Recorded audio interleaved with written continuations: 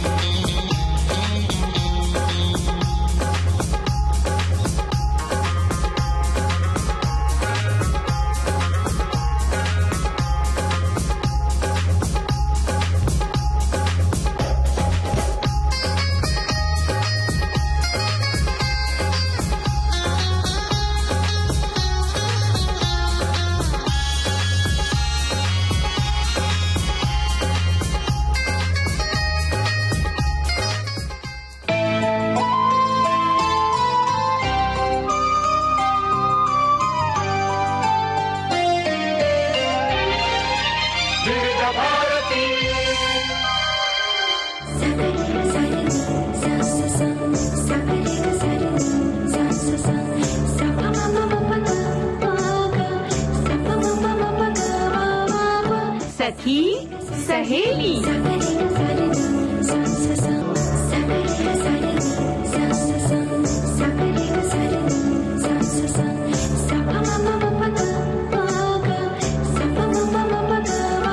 सखी सहेली।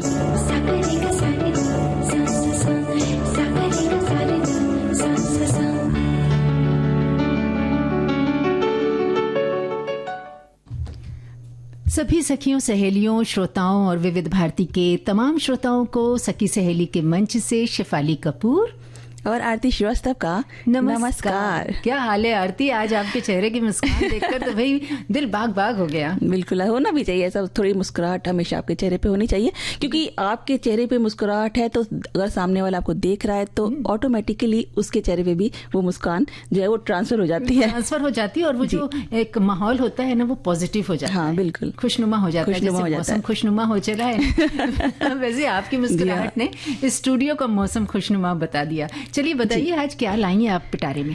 आज हम लेकर आए हैं अंतर्राष्ट्रीय न्याय दिवस पे हम बात करने वाले हैं आज, जो कि बहुत ही जरूरी चीज है, और विश्व इमोजी दिवस भी है आज, यानी कि मुंह बनाने के दिवस भी क्या है। बात है, क्या तरह तरह के मुंह बनाना। अच्छा, तभी आप वहाँ सोफे पे बैठ के जब मैंने एंट्री ली तो आपने एक बड़े एक आर्टिस्टिक सा मुंह बनाया था। हाँ, क्योंकि मैं उसमें थी कि इसमें क्या लिखना चाहिए, क्या इसके ऊपर होना चाहिए, कितनी एक अलग ही चीज है ना। अगर हम बोलते हैं बहुत चीजें बोल के बता लेते हैं, बात कर लेते हैं, लेकिन जब आप एक दूसरे से आमने सामने बात नहीं कर रहे होते हैं तो उस समय क्या होता है ना, हम फोन पे बात कर रहे होते हैं तो हम अपनी भावनाओं को व्यक्त करने के लिए कई बार कुछ बोलते नहीं है, हाँ। है ना, सिर्फ एक छोटा सा इमोजी भेज देते हैं। अब देखिए ना, सोशल मीडिया पर हमारे जो भी कमेंट्स आते हैं कि हम सब एक दूसरे के साथ अपने मैसेजेस शेयर करते हैं, तो उसमें प्यारी प्यारी इमोजीज हम सेंड करते हैं। हाँ।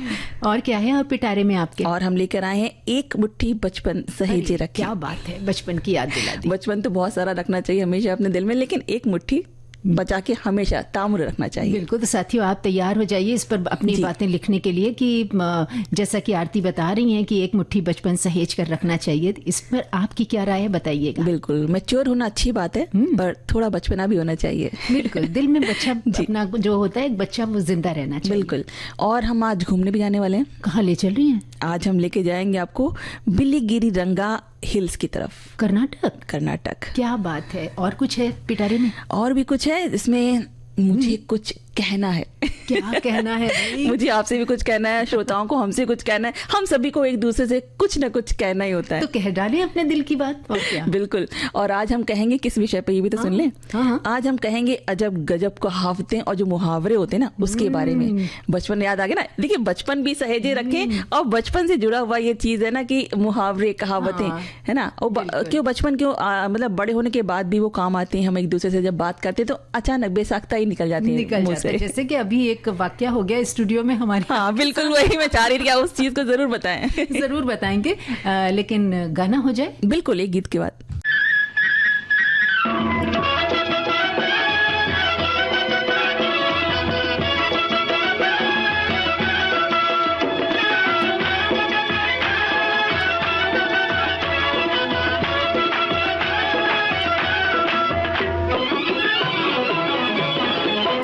यार चुलबुला है, हसीन दिलरुबा है, झूठ बोलता है मगर जरा जरा तो बोलो जी, फिर क्या करे दीवाना, तो बोलो जी, फिर क्या करे दीवाना। ये किसे पता है, ये हुस्न की अदा है, तुमको दिल दिया है मगर जरा जरा तो देखो जी, धोखे में आने जाना, तो देखो जी, धोखे में आने जाना। यार चुलबुला है,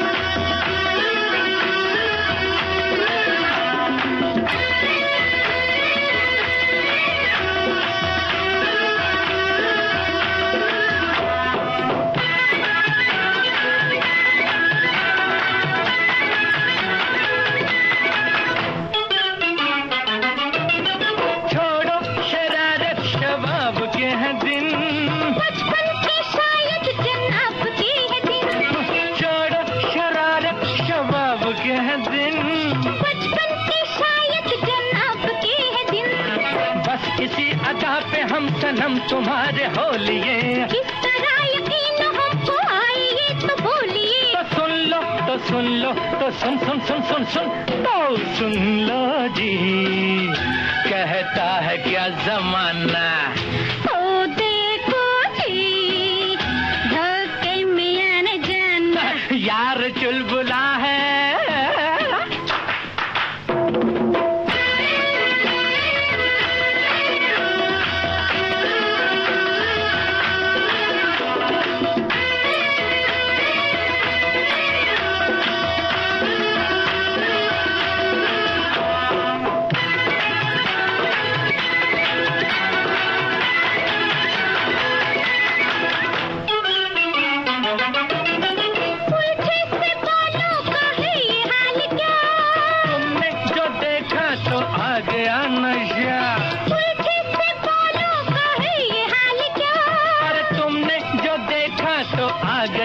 चल रहा है तीर दिल बचाइए बचाइए, पहले नैनों की झुकी कमान तो उठाइए। तो देखो तो देखो तो दे दे दे दे दे, तो देखो जी, दिल हो गया निशाना, तो बोलो जी, फिर क्या कर दीवाना। यार चुलबुला है।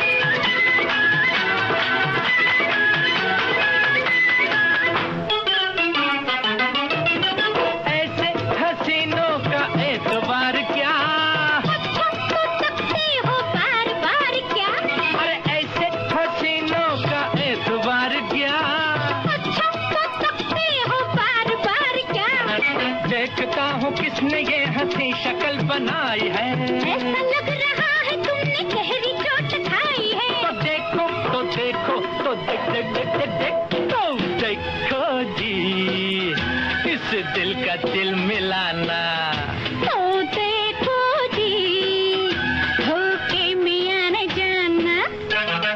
यार चुलबुला है, हसीन दिलरुबा है, झूठ बोलता है मगर जरा जरा तो बोलो जी, फिर क्या करे दीवाना। तो देखो जी, धोखे में आने जाना।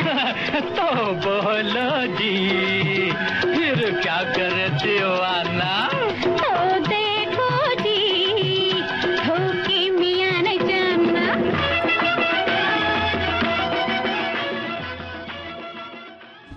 तो भाई ये गाना सुनवाया हमने, मोहम्मद रफ़ी, आशा भोसले की आवाज़ें थी, मजरूर सुल्तानपुरी के बोल, उषा खन्ना का संगीत था। फिल्म का नाम बताएंगे?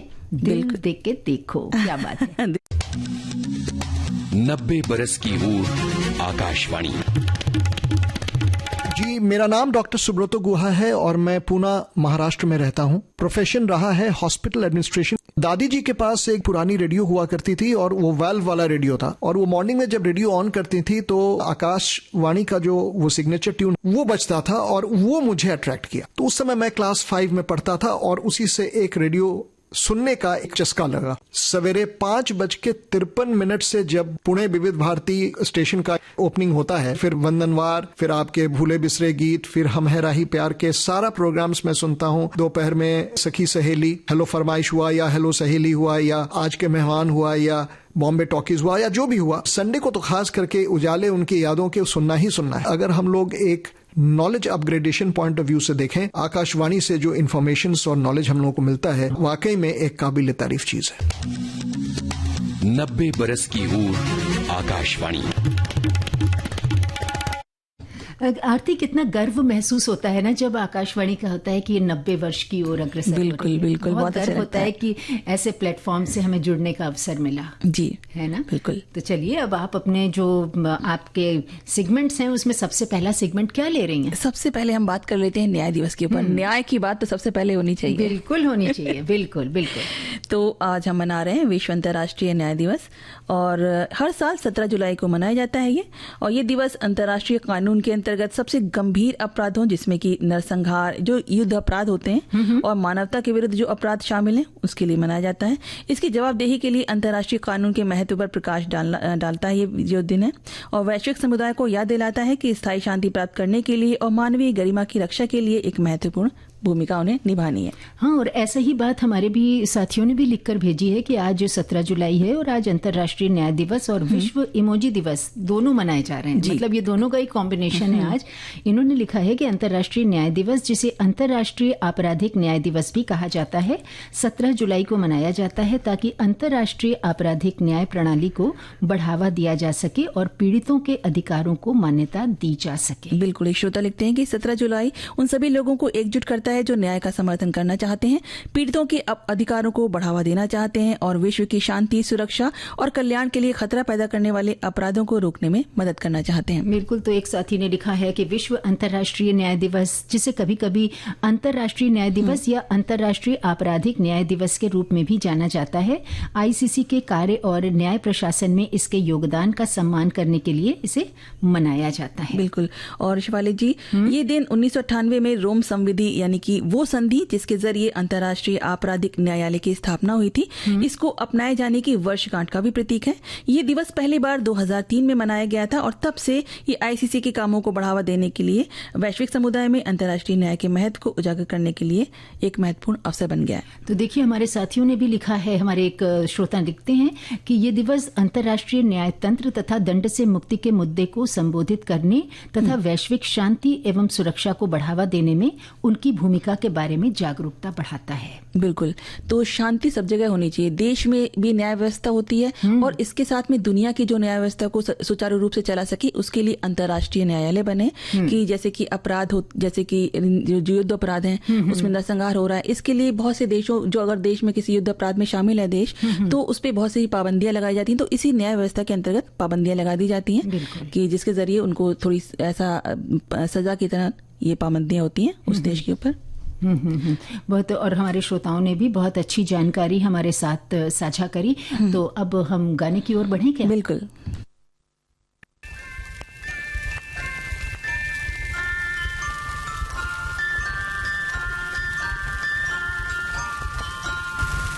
मैं जिंदगी का साथ निभाता चला गया,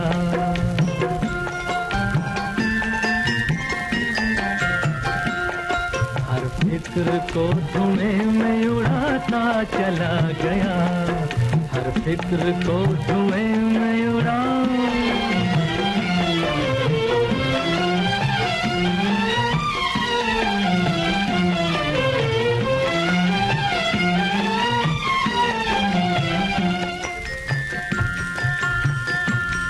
बर्बादियों का सोग मनाना फजूल था,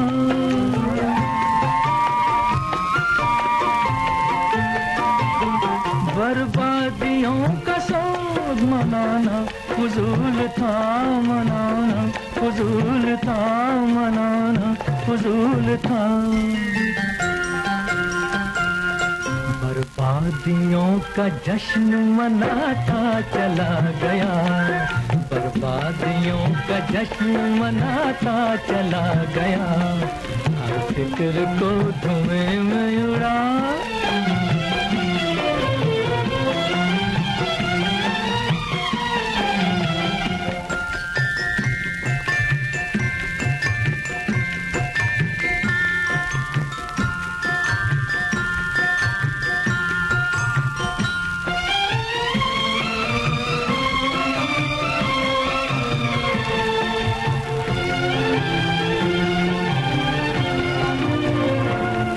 जो मिल गया उसी को मुकद्दर समझ लिया,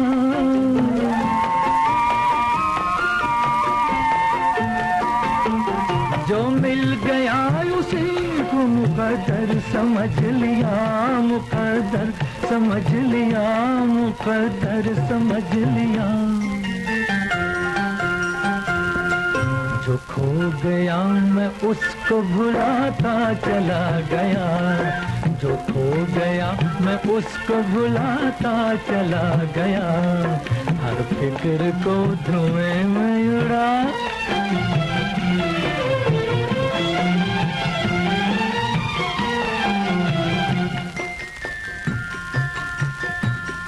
गम और खुशी में फर्क न महसूस हो जहां,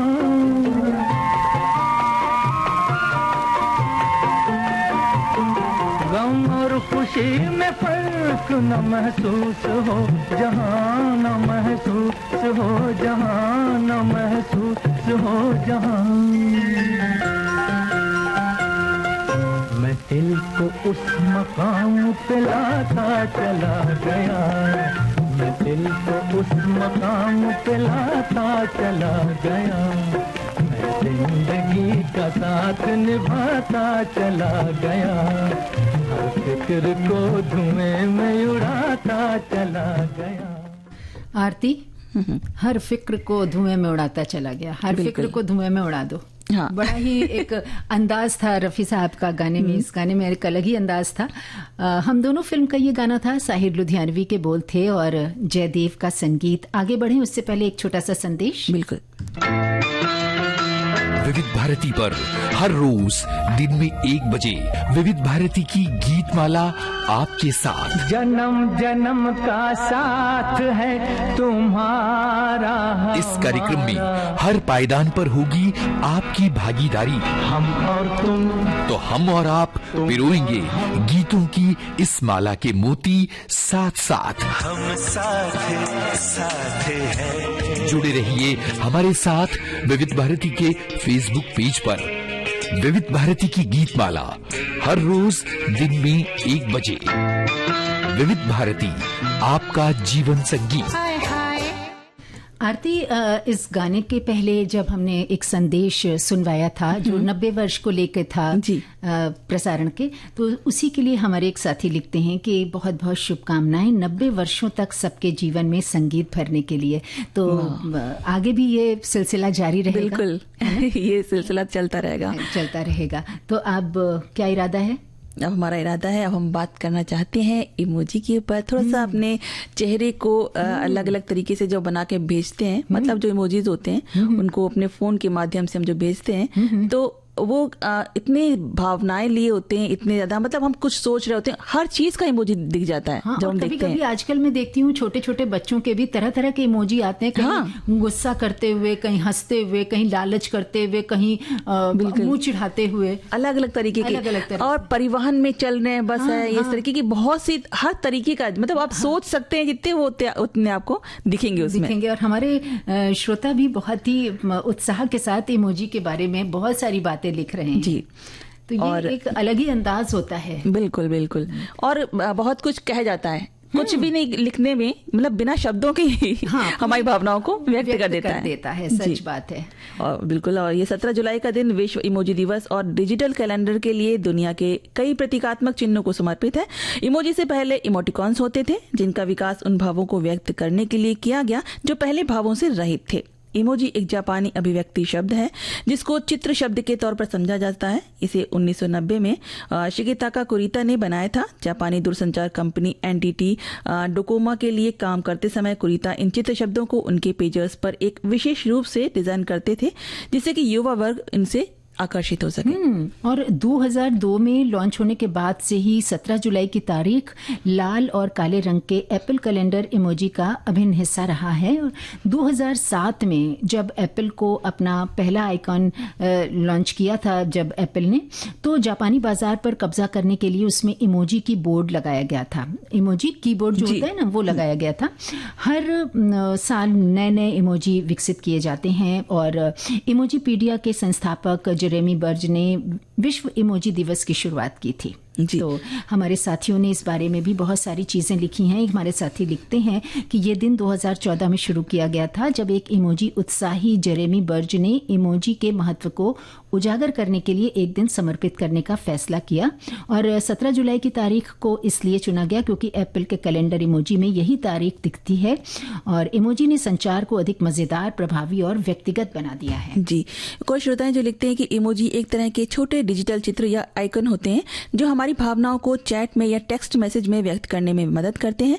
वाकई इमोजी बहुत ही उपयोगी होते हैं। कई बार जो भावनाएं हम शब्दों में व्यक्त नहीं कर पाते उन्हें इमोजी के माध्यम से आसानी से और बिना झिझक के व्यक्त कर पाते हैं। इससे कई बार समय की बचत होती है, परंतु हमें इमोजी का उपयोग काफी सोच विचार करने के बाद ही करना चाहिए। हमें उनका सही मतलब पता होना चाहिए, नहीं तो अर्थ का अनर्थ हो जाएगा। ये बिल्कुल सही कहा उन्होंने। ऐसा होता है ना कि हम अपने मोबाइल पर जस्ट प्रेस करते हैं, वो इमोजी चला जाता है। हमें भेजना कुछ होता है और वो गलती से चला कुछ और जाता है। तो विशेष रूप से इसका ध्यान अवश्य रखें कि हम क्या एक्सप्रेस कर रहे हैं, अपनी कौन सी फीलिंग उन तक पहुंचा रहे हैं। बिल्कुल। जैसे कि नमस्कार की अलग होती है, प्रणाम की है, बहुत तमाम गुस्से की अलग है, प्यार की अलग है, बहुत सी है अलग अलग तरीके की। हमारे साथी लिखते हैं कि विश्व इमोजी दिवस बड़ा भावनात्मक मुद्दा है। ये हमारी फीलिंग्स, विचारों, अभिव्यक्ति का एक जरिया है। अगर कोई हमसे दूर रहता है तो हम इमोजी से उस आकस्मिक घटना का हिस्सा बन जाते हैं। किसी खुशी, शोक में प्रौद्योगिकी तौर पर शरीक हो जाते हैं। हमारे लिए तो माध्यम है कि हम शो के अभिनेता अभिनेत्रियों से जुड़ते और वो भी जुड़ जाते हैं। इमोजी हमारे निजी जीवन का अहम हिस्सा है। धन्यवाद। और इन्होंने इमोजी बनाकर हम लोगों को भेजी है। जी, और बिल्कुल। और एक और श्रोता है जो लिखते हैं कि ये दिन 2014 में शुरू किया गया था जब एक इमोजी उत्साही जेरेमी बर्ज ने इमोजी महत्व को उजागर करने के लिए इसको समर्पित करने का फैसला किया था। और एक और श्रोता है जो लिखते हैं कि इमोजी दिवस आजकल छोटी छोटी बातों में इमोजी का प्रयोग तो होता ही है। हम किसी को कोई छोटी बात बिना लिखे या बिना कहे कहना चाहते हैं तो हमें म्यूजिक का उपयोग करते ही हैं, कोई भी हो। लेकिन मुझे लगता है कि इमोजी का उपयोग करने से ज्यादा अच्छा है कि हम अपनी बातों को इमोजी के बिना लिखकर कहें और उनसे बात करने में, समझने में लोगों को आसानी भी होगी और सरलता भी होगी। बातों से बस ये रहता है कि कभी कभी समयाभाव के कारण जो है वो लोग कहीं ट्रेन में सफर कर रहे हैं या ऑन द वे हैं, तो वो सोचते हैं कि जैसा हो जल्दी से जल्दी वो हम इमोजी के जरिए अपनी बात वहां तक पहुंचा दें। एक साथी लिखते हैं हमारे कि विश्व इमोजी दिवस प्रत्येक वर्ष 17 जुलाई को होने वाला एक वार्षिक अनौपचारिक अवकाश है जिसका उद्देश्य इमोजी का जश्न मनाना है। शुरुआती पालन के बाद के वर्षों में ये इमोजी से संबंधित उत्पाद या अन्य घोषणाएं और रिलीज करने के लिए एक लोकप्रिय तिथि बन गई है। यानी 17 जुलाई का दिन जो है वो एक इमोजी डे बन गया। बिल्कुल। और इसी तरह इमोजी की बातें करते करते हम लोग अक्सर क्या होता है ना कि जब हमें कुछ कहना नहीं होता है या हम सोच रहे हैं कि हम कुछ नहीं लिख रहे हैं या हम बहुत गुस्से में, हम सामने वाले को व्यक्त करना चाह रहे हैं कि हम गुस्से में, तो हम कुछ लिखेंगे नहीं। हम सिर्फ गुस्से वाला मुंह फुलाए उसको भेज देंगे, इमोजी को भेज देंगे और अपनी बात कह देते हैं। वो समझ आता है सामने वाला कि ये जरूर गुस्से में। हाँ, यानी मुझसे कुछ कहीं ना कहीं कुछ तो चूक हुई है। बिल्कुल। और किसी को हमें प्यार व्यक्त करना है, हम कहना नहीं चाहते, बोलना नहीं चाहते या लिखना नहीं चाहते, तो हम एक हार्ट भेज सकते हैं उसे, नहीं तो एक मतलब उसमें खूब सारे जो आंखों पे भी हार्ट्स बने रहते हैं। इस तरह का इमोजी हम भेज सकते हैं। हमारे श्रोताओं ने अपने जो कमेंट्स भेजे हैं उसके जरिए हम तक पहुंचाए हैं, तो इन सभी हम समझ गए इमोजी का मतलब। और जिस तरह से आप सब हमसे जुड़े हैं, हम भी आपसे बहुत भावनात्मक रूप से जुड़े हैं। तो इन सभी श्रोताओं का शुक्रिया करते हैं कि भाई विश्व इमोजी दिवस पे हम सबको इतनी इमोजीज भेजी और इतनी अच्छी अच्छी बातें लिख भेजी हैं। तो इसी बात पर एक गाना हो जाए। बिल्कुल।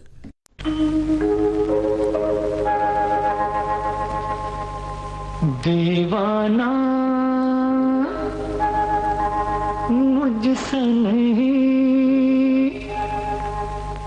इस अंबर के नीचे दीवाना मुझसा नहीं, इस अंबर के नीचे आगे है कातिल मेरा और मैं पीछे पीछे।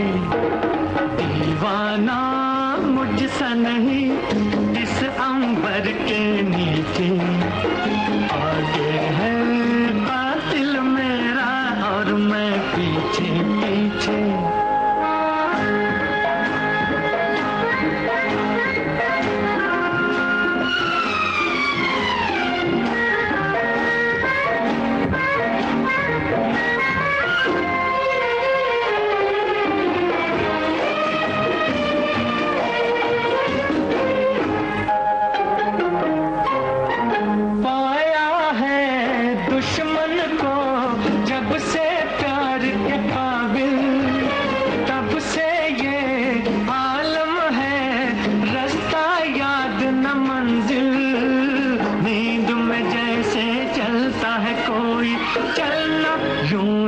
आंखें मीचे दीवाना मुझसा नहीं, इस अंबर के नीचे आगे है कातिल मेरा और मैं पीछे पीछे।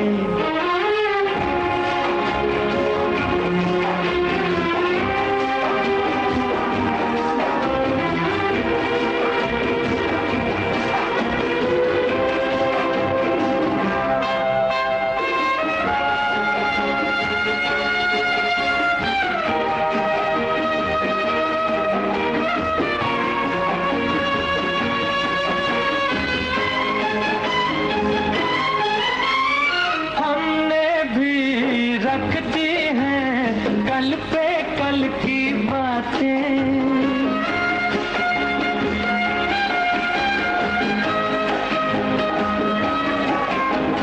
हमने भी रख दी हैं कल पे कल की बातें। जीवन का हासिल है पल दो पल की बातें, दो ही घड़ी को साथ रहेगा करना क्या है तन्हा जी के। दीवाना मुझसा नहीं, इस अंबर के नीचे आगे है कातिल मेरा और मैं पीछे पीछे। दीवाना मुझसा नहीं, इस अंबर के नीचे।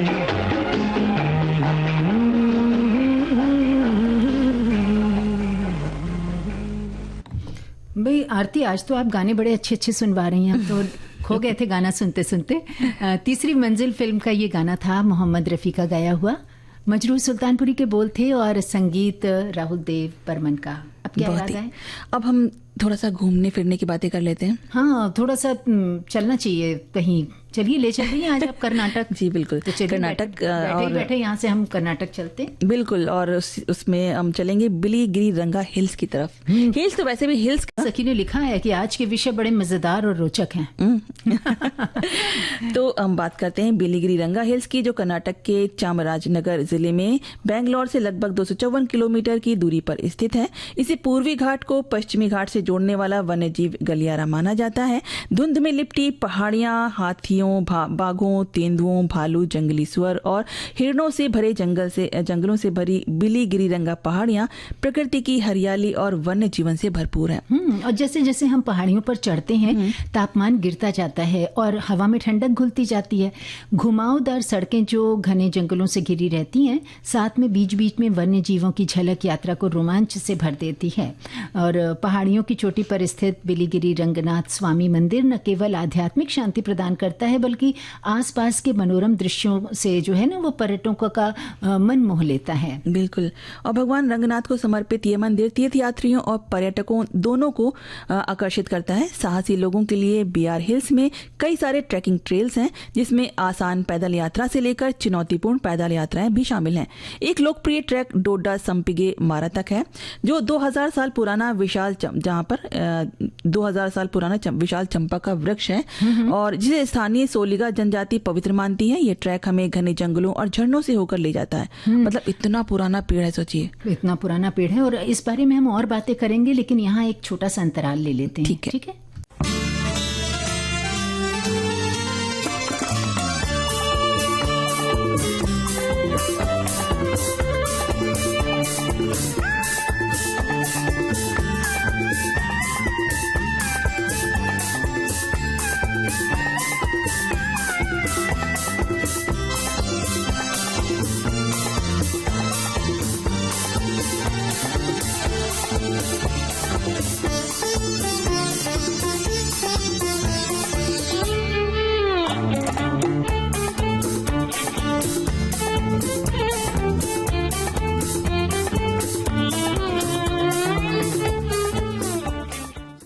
लीजिए आरती, छोटा सा अंतराल था, पलक झपकी और अंतराल पूरा हो गया। हम फिर से हाजिर हो गए और एक बार फिर से सभी का स्वागत करते हैं, क्योंकि कुछ हमारे श्रोता हैं, सखियां सहेलियां हैं, वो भी हमसे जुड़ी होंगी। तो हम जो जैसा कि जिक्र कर रहे थे, हम कहाँ ले चल रही थी आप हमें? कर्नाटक के बिलीगिरीरंगा हिल्स की तरफ, जहाँ जो बिल्कुल हरियाली से तो भरा हुआ है, वन्य जीव भी वहाँ पे बहुत पाए जाते हैं। हाँ, और जो वन्य जीव प्रेमी है ना, वो बिलीगिरीरंगा स्वामी मंदिर वन्य जीव अभ्यारण्य को देख सकते हैं। ये बाघों पक्षियों की अनगिनत प्रजातियों का घर है। अभ्यारण्य के सफारी में इन शानदार जीवों को उनके प्राकृतिक आवास में देखने का अवसर देती हैं। और अभ्यारण्य में पर्णपाती जंगलों से लेकर शोला घास के मैदानों तक वनस्पतियों की एक समृद्ध विविधता भी पाई जाती है। ये मंदिर 500 से ज्यादा सालों से तीर्थ का स्थान है। 500 साल समझ लीजिए आप। यहाँ अप्रैल में मंदिर का वार्षिक रथोत्सव मनाया जाता है। जी, और बिहार हिल्स की, ये यानी कि बिलीगिरीरंगा हिल्स की यात्रा का एक मुख्य आकर्षण सेलिगा जनजाति से बातचीत करने का अवसर भी है शेफाली जी, जो सदियों से जंगल में रहती आई हैं। जंगल, औषधीय पौधों और स्थायी जीवन पद्धतियों के बारे में उनका पारंपरिक ज्ञान बहुत ही अद्भुत है और प्रकृति से गहराई से जुड़ी जीवन शैली के बारे में बहुमूल्य जानकारी देते हैं। वो सांस्कृतिक आदान प्रदान में भाग लेना या सेलिगा गांव में समय बिताना एक सुखद अनुभव है, और जिससे स्थानीय संस्कृतियों और पर्यावरण के साथ उनके संबंधों के बारे में हमारी समझ भी बढ़ती है। और वैसे ही हमारे एक साथी ने लिखा, इनका मैसेज बहुत लंबा है लेकिन मैं लास्ट का इनका बता रही हूँ कि बिलीगिरीरंगा हिल्स में भगवान रंगनाथ को समर्पित एक प्रसिद्ध मंदिर है जो पहाड़ों की सबसे ऊंची चोटी पर स्थित है। और आगे ये लिखते हैं कि अक्टूबर से मार्च तक का समय यहाँ घूमने के लिए सबसे अच्छा माना जाता है, जब मौसम जो होता है वो बड़ा सुहावना होता है। जी और यहाँ पर बीआरटी वन्यजीव अभ्यारण्य डोडा, संपिगेमारा, होंगनूर, हिरिकेरे झील और मुथाथी जैसी सुंदर जगहों को देखकर प्रकृति के जादू को महसूस कर सकते हैं। मतलब वो नेचर से भरा हुआ है यहाँ। मतलब आप एक आंख बंद करके कल्पना कीजिए कितना खूबसूरत होगा वो जगह। आप जब शहरों में रह रहे हैं, आपको चारों तरफ बिल्डिंगें हैं, एकदम कंक्रीट के पूरे शहर में रह रहे हैं, और जब आप सोचते हैं ना कि आप हरियाली के बारे में सोचते हैं, जब आप थोड़ी समय भी वहां पे बिताते हैं ना जाकर, तो एकदम सुकून आ जाता है। जो तनाव होता है, जो भी परेशानियां होती हैं, एकदम छूमंतर हो जाती हैं। सही बात है। जीवन में सभी के साथ परेशानियां हैं, लेकिन कुछ सुकून के पल ऐसी जगह पर हमें मिलते हैं। और यहाँ पर कांचीकोट किले के खंडहर भी हैं जो कि बहुत ही पुराने हैं, जिनके बारे में कहा जाता है कि इसका निर्माण शिवन समुद्र के गंगाराज ने 15वीं से 16वीं शताब्दी में करवाया था। और इसके अलावा बांदीपुर राष्ट्रीय उद्यान भी यहाँ का एक मुख्य आकर्षण है, जो बिहार हिल्स से लगभग 92 किलोमीटर दूर है। यहाँ की यात्रा हरे भरे जंगलों और अनोखे गांवों से होकर गुजरती है। जी, और बांदीपुर राष्ट्रीय उद्यान 874 वर्ग किलोमीटर में फैला हुआ है और कई तरह की वनस्पतियों और जीवों का घर है, जिसमें बंगाल टाइगर, भारतीय हाथी, गौर और हिरण और भी कई प्रजातियां शामिल हैं। यहाँ पक्षियों की 100 से ज्यादा प्रजातियां मिलती हैं। बिलीगिरीरंगा हिल्स की जलवायु बहुत ही आनंददायक है। यहाँ गर्मियां हल्की और मानसून हरियाली से भरा होता है। और बिहार हिल्स का अनुभव लेने के लिए सबसे अच्छी जगह जो है वो है जंगल में बनी लॉजेज हैं, जहाँ प्रकृति के करीब रहकर आप इसका आनंद ले सकते हैं। मतलब आप उस लॉज में जब रुकेंगे, चारों तरफ हरियाली ही हरियाली, ऐसा लगता है कि ना हम बिल्कुल प्रकृति की गोद में बैठे हुए हैं। हमारे एक श्रोता ने लिखा है कि सफारी के माध्यम से आप जंगल और जानवरों को करीब से देख सकेंगे। आप यहाँ जंगली हाथी, गौर, चीतल, सांभर, भौंकने वाले हिरण, 4 सींग वाले एंटीलोप आदि जीवों को देख सकते हैं। और यहाँ उड़ने वाली गिलहरी भी पाई जाती है। अरे वाह, ये तो हमने पहली बार सुना, उड़ने वाली गिलहरी। ये वन्य क्षेत्र 254 पक्षी प्रजातियों को भी सुरक्षित आश्रय प्रदान करता है। वैसे आरती, यहाँ पहुंचने के लिए मैसूर घरेलू हवाई अड्डा निकटतम हवाई अड्डा है, जो 79 किलोमीटर दूर है। और निकटतम रेलवे स्टेशन है मैसूर स्टेशन। और कार से जाना हो तो बेंगलोर से BR टाइगर रिजर्व तक पहुंचा जा सकता है। बिल्कुल। तो आप भी अपनी प्रोग्राम बना लीजिए, प्लानिंग कर लीजिए और चलते हैं फिर उधर। बिल्कुल, चलिए एक बार ऐसा प्रोग्राम बनाते हैं, कुछ दिन 2-4 दिन वहां पर रहकर बड़े सुकून से एकदम तरोताजा होकर वापस आते हैं। वापस फिर से सखी सहेली के मंच पर हाजिर हो जाते हैं। जी हाँ, चलिए।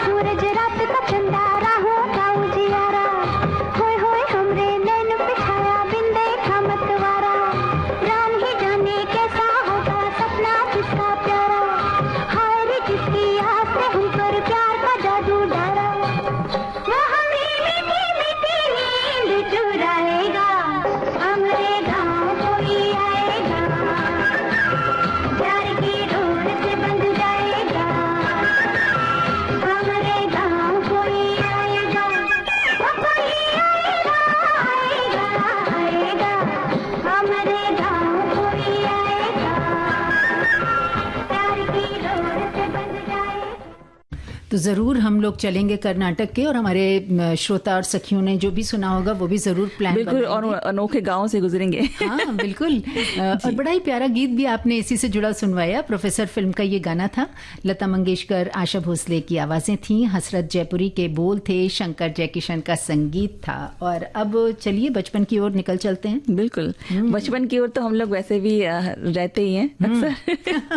वैसे हर इंसान के अंदर एक बच्चा रहता ही रहता है, भले ही वो कितना भी बड़ा क्यों ना हो जाए, लेकिन उसके बचपन का एक हिस्सा उसके भीतर जरूर जिंदा रहता है और रखना भी चाहिए, जरूरी है। क्योंकि बचपन जब केवल मस्ती ही मस्ती होती थी, हमारा बचपन तितली की तरह बेफिक्र उड़ता, चिड़िया की तरह चहकता और गिलहरी की तरह फुदकता हुआ था। बिल्कुल बिल्कुल सच में ऐसे ही रहा।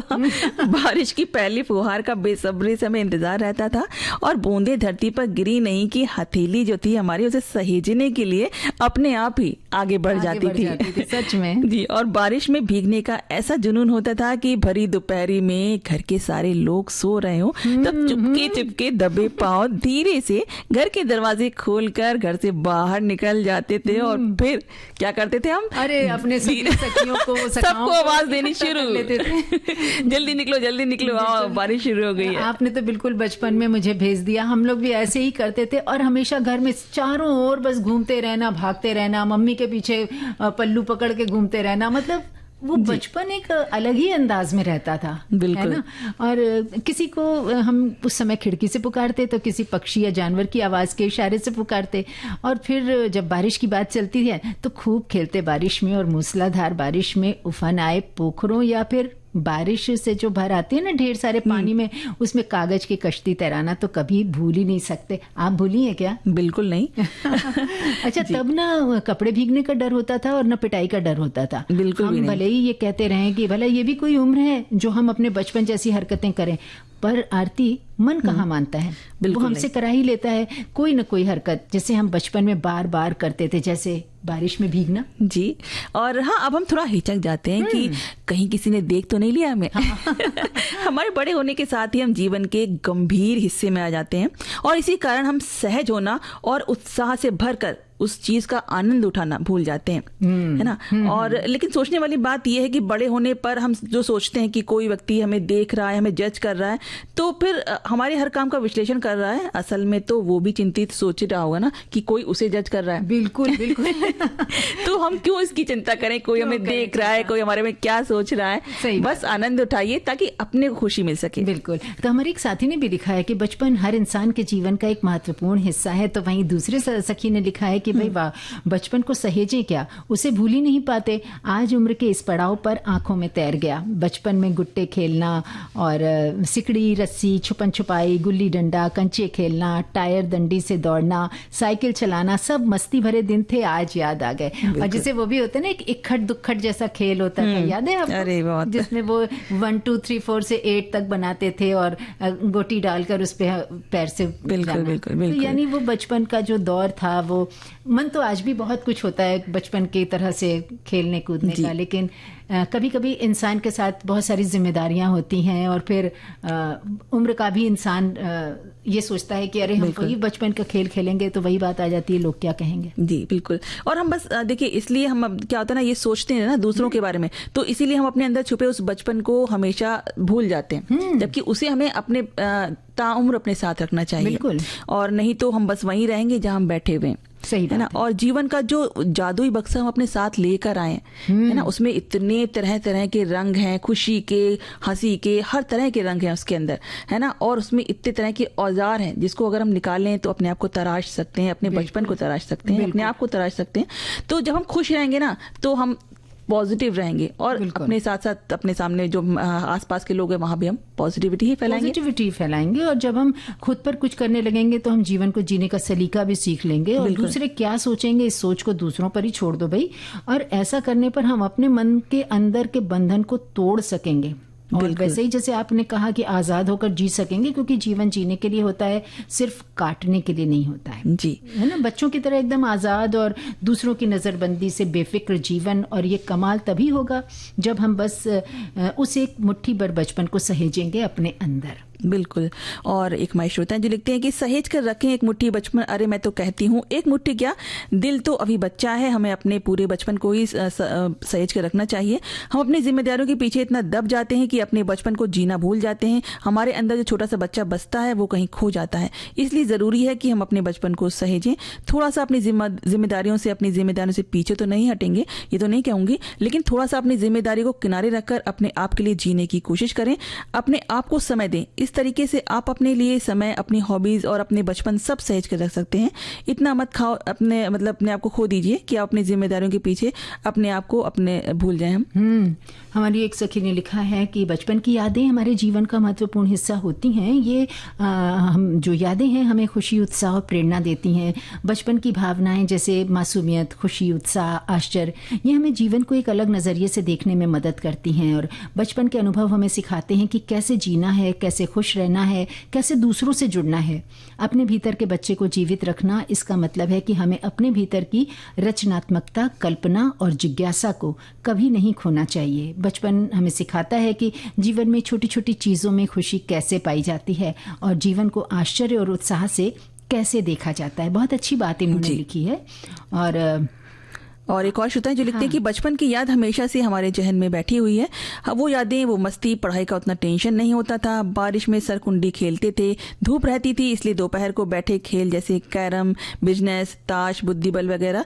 ये फिर ये गाना याद आता है, वो दिन याद करो और उसी में डूब जाओ।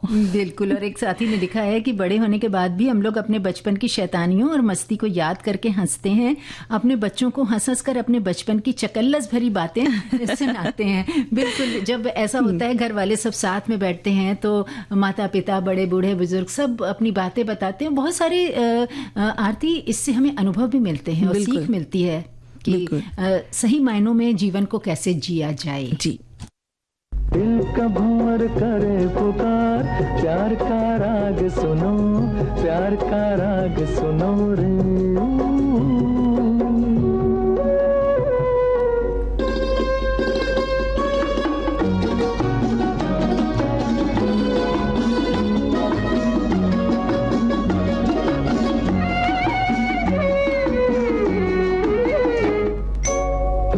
तुम गुलाब का क्या जवाब आपका, जो अदा है वो बहार है। आज दिल की बेकली आ गई जुबान पर, बात ये है तुमसे प्यार है। दिल तुम्ही को दिया रे, प्यार का राग सुनो रे। दिल का भंवर करे पुकार, प्यार का राग सुनो, प्यार का राग सुनो रे।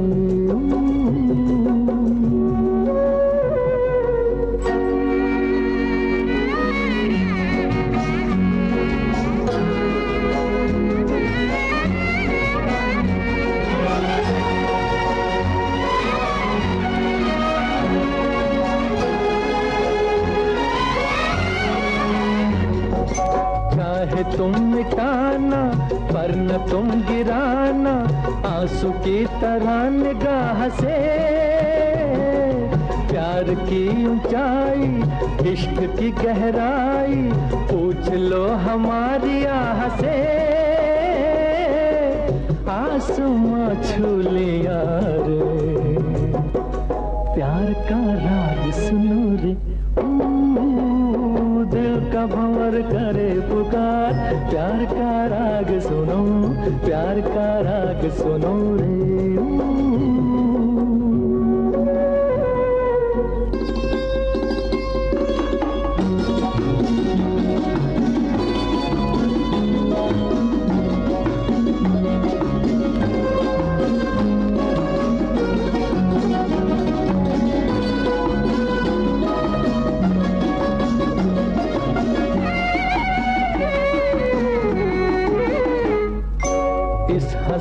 उतार पे हम न बैठे हार के, साया बन के साथ हम चले। आज मेरे संग तू, गूंजे दिल की आरज़ू, तुझसे मेरी आंख जब मिले। जाने क्या कर दिया रे, प्यार का राग सुनो रे। दिल का भंवर करे पुकार, प्यार का राग सुनो, प्यार का राग सुनो रे।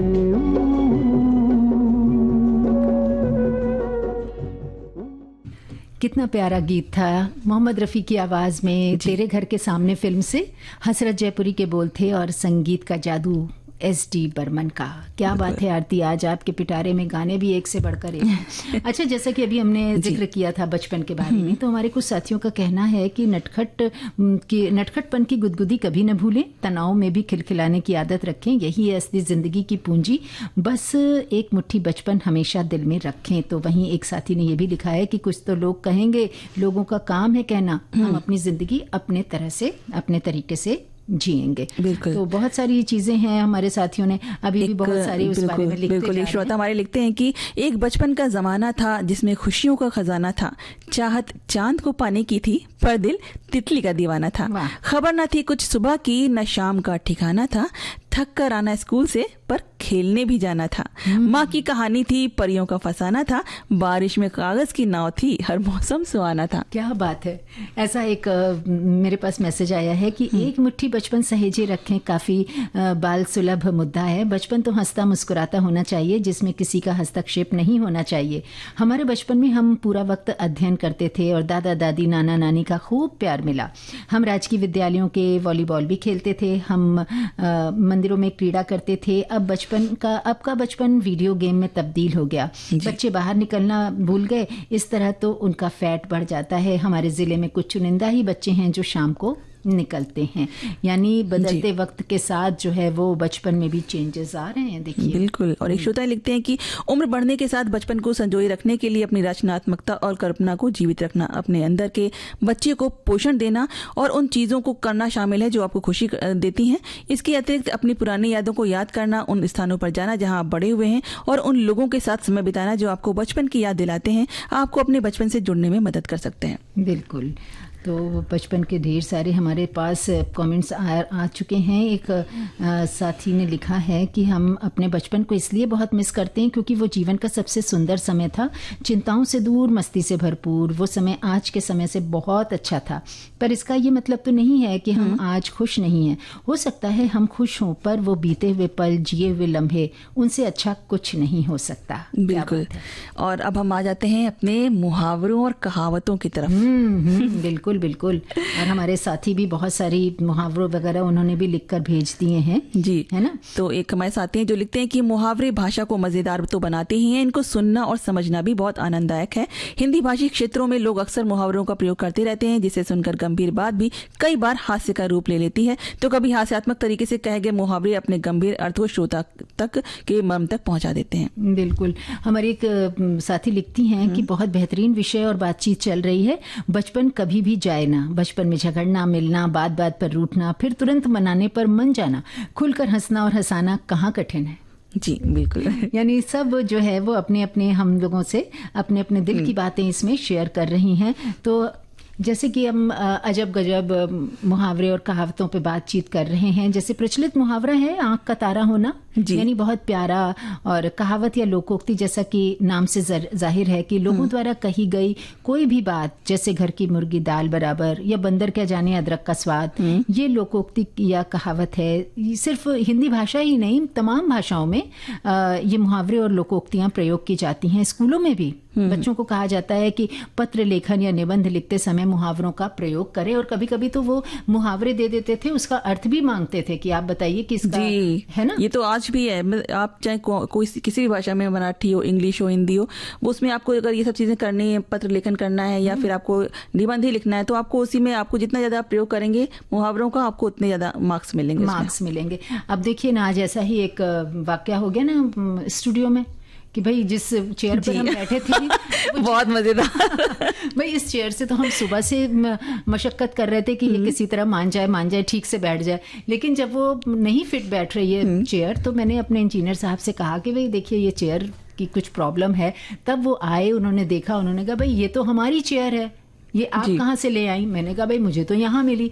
बोले कि ये तो हमारी चेयर है, इसीलिए आप शायद इस पर ठीक से नहीं बैठ पा रही हैं। तब मैंने कहा, मैंने छूटते ही उनसे कहा कि भाई बंदर क्या जाने अदरक का स्वाद, है ना। ये बात तो ये हो गई। मैंने कहा कि भाई जिसका बंदर उसी से नाचे।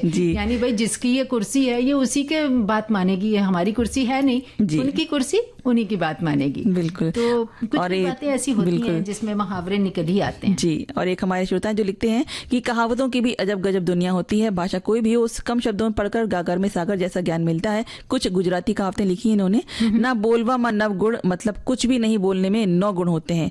संप त्याम जपम, मतलब एकता में ही शक्ति होती है। दूर थी डूंगरा रालियमड़ा, डूंगर मतलब पहाड़ दूर से देखने में ही सुहाने लगते हैं। बांधी मुट्ठी लाख नहीं, मतलब बंद मुट्ठी लाख की, यानी गोपनीयता रखने में ही भलाई होती है। लागे तो तीर नहीं तो तुक्को, मतलब निशाना लगे तो तीर नहीं तो तुक्का। क्या बात है, क्या बात है। ऐसी इन्होंने और भी लिखी हुई है।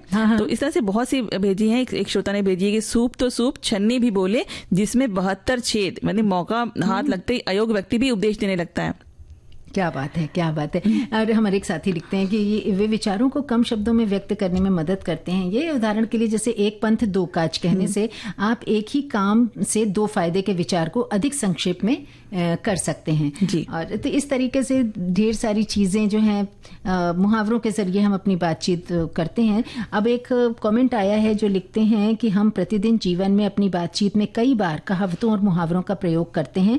कहावतें हमारे लोक जीवन का प्रतिबिंब होती हैं और जीवन के सत्य को प्रकट करती हैं। इनमें सदाचार की प्रेरणाएं होती हैं। इन्हें हम असल लोक जीवन का नीति शास्त्र भी कह सकते हैं।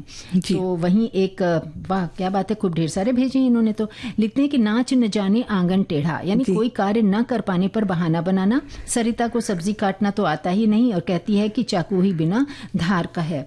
नाच न आगे जाने आंगन टेढ़ा, अध जल गगरी छलकत जाए। जिस व्यक्ति के पास कम ज्ञान होता है वो अपने आप को ज्यादा विद्वान होने का दिखावा करते हैं। तो इस तरीके से बहुत सारी जो मुहावरे हैं वो हमारे साथियों ने भी हमें लिख भेजे हैं जी। एक मैं श्रोता जो लिखती हैं कि इन्होंने बुंदेली कहावतें भेजी हैं कुछ। तो लिखती हैं कि असुआ न मसुआ, भैंस कैसे न कुआ, यानी इसका मतलब है कि बिना प्रयास के कुछ भी हासिल नहीं होता। अक्कल पे पत्थरा पड़ गए, इसका मतलब है कि किसी की बुद्धि काम नहीं कर रही है या फिर वो मूर्खतापूर्ण काम कर रहा है।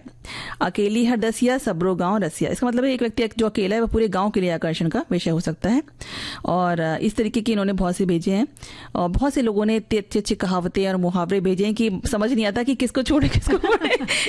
बिल्कुल। और समय सीमा भी हो जाती है ऐसी कि हम चाह कर भी बहुत सारे चीजों को शामिल नहीं कर पाते। बहरहाल लेकिन इन सबको हमने समेट लिया बहुत सारे हमने समेट लिए और इन सबका प्रयोग करेंगे जी। और गाना भी तो समेटना है। बिल्कुल बिल्कुल। सुन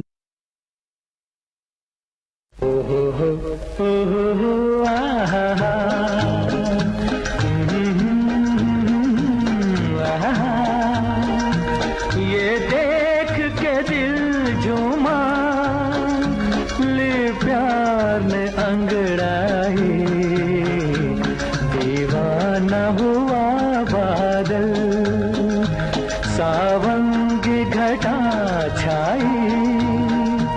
ये देख के दिल झूमा, ले प्यार ने अंगड़ाई, दीवाना हुआ बादल।